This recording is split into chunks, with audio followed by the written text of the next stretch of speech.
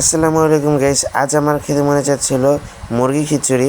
আর আমাদের বাড়ির কাছেই একটি বাজার আছে, আর সেই বাজারের মুরগি খিচুড়ি গাইস আমার কাছে খুবই ভালো লাগে, যেহেতু মনে যাচ্ছে আর আমার সেই খিচুড়িটা ভালোই লাগে, তাই গেছে আমার খেতেই হবে। তাই গেছে আমি রওনা হয়ে গেলাম বাজারের দিকে। আর গাইস বলতে বলতে আমি চলে আসলাম এই দোকানে।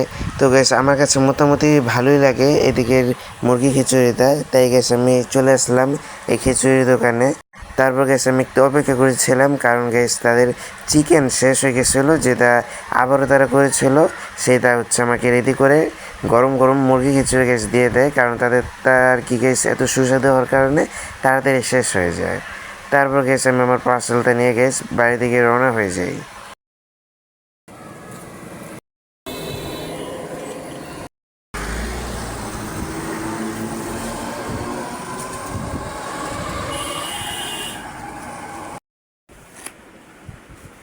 তো গ্যাস বাড়িতে আসার পর গরম গরম খিচুড়িতে আমি খাওয়া শুরু করে দিই, কারণ গ্যাস কোনো খাবারই ঠান্ডা করলে পরে খেতে ভালো লাগে না।